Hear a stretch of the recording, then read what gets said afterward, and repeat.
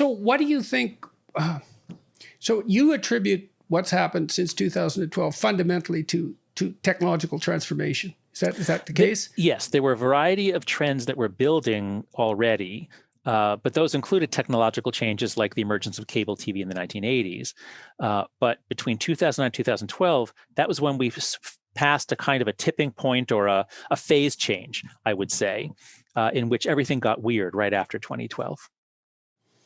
Do you think it has anything to do with lack of a shared vision for the future?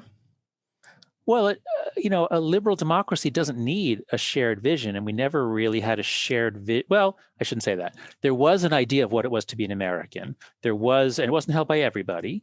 And obviously, for a long time, it excluded African Americans and and a fair bit of that was materialist progress, right? The instantiation of the exactly. Right, that's right. Once you don't need somebody doing full-time laundry and carrying water, whatever. Material progress allows people to live as individuals. But let's see. Yes, I think the phase change was when we were connected to each other in ways that bring out that play on aspects of our psychology that are generally antisocial and that inhibited both our ability to connect to people authentically and our ability to find truth collectively. I think we're worse at both of those. And that helps explain why the more connected a generation is, the more depressed it is. Gen Z is the most connected generation. They're the most depressed generation. They're also the most lonely. The more connected you are, the lonelier you are, because it's not real connection. Is it also idiosyncratic? In what way? My connection network and yours aren't the same. And my connection network and no one else's are the same. You know what I mean? It's so atomizing. Yeah.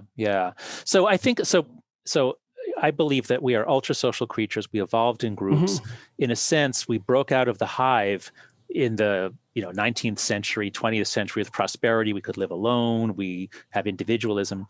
And so while that's very good for certain things, and it certainly makes it easier to give everybody rights, but many of us yearn for groups. I think we are at our best. We are at our happiest when we have well-constituted groups. And if you think about the times, I ask my MBA students, think about a time in your work life that was just the best. Like, what was the best job, the best time in your work life? So that's kind of why I asked about shared vision. It's like, I guess one question is, what is it that unites a group?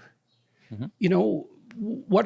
You can unite with someone else around a shared activity, which is usually directed to some sort of goal, mm-hmm. right? So there's an ideal there that might be pulling you on. You mm-hmm. certainly do that if you're participating in a sports team or something like that. Like, do we unite around a purpose rather than beliefs?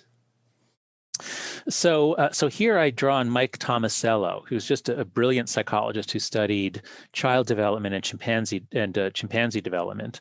Mm-hmm. And he shows the great human innovation. I cover this in chapter 9 of The Righteous Mind, is shared intentionality. Right. So if you have two chimpanzees and there's like a log, and they could carry the log over to the wall and tilt it and climb out, they're smart. As individuals, they could do that. But if it takes two to carry it, they will never, ever in a million years do it, because they don't have the ability to say, we are doing this thing together. Right. Well, but by two or three, kids do that. Yeah, we signal that with our eyes. Exactly. To a large degree, exactly. Right? And they're even evolved for that. We have very legible, visible whites, so we can tell where people are pointing their eyes. Exactly. And that's part of that ability to inhabit the same spirit simultaneously that enables the kind of cooperation that you're describing. That's right. Yeah, and Tomasello points that out, that chimpanzees, you can't see where they're looking because everything is brown. And so it's not, why do we look at other people's eyes? It's, why do we broadcast? Why do we give away this mm-hmm. valuable information? It's because it makes us a better partner for cooperation. Yes, it enables other people to see what we're up to, too. That's right. And mm-hmm. we're useful to them, or they're useful to us.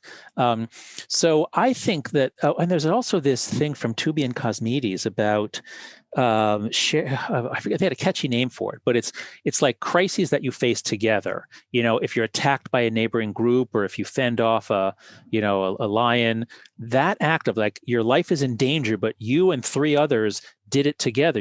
Now you're really bonded. That's how you get really close friendships.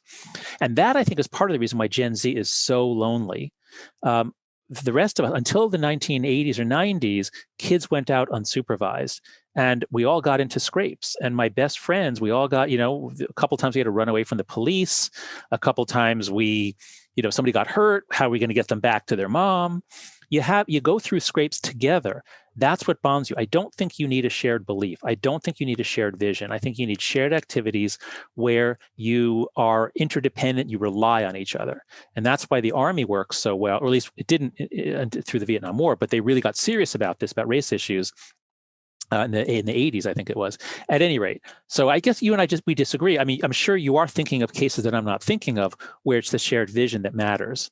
But as a social psychologist, I think the shared vision is not necessary. It's really doing things together. Yeah. Well, I don't. It's not like I disagree with the idea of the necessity of doing things together. I'm always fascinated by this idea of gist, because we're so good at abstracting out the essence from things, and so you said, for example, that maybe you catalyze a friendship in a crisis. Yes. And a crisis indicates what's important when push comes to shove, so to speak. Yeah, that's right. Right. And so then you manifest self-sacrificing behavior in the face of danger, something like that.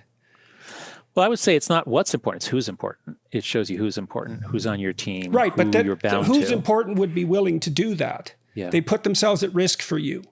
Yeah. Something like that. So that's self-sacrificing behavior. Yeah, and it does even that seem happen in an reasonable? office. Yeah, it does. It does. And even in an office, my kids love the office, and it's about the dysfunctions of office life. And I did work in an office for 2 years in between undergrad and grad school. I was a computer programmer for the government, and we had a really bad boss. And though I'm still bonded to my coworkers. We suffered together. We intrigued and plotted together. We did things together, and we were very diverse ethnically and somewhat politically, but we all went through this thing together and worked together.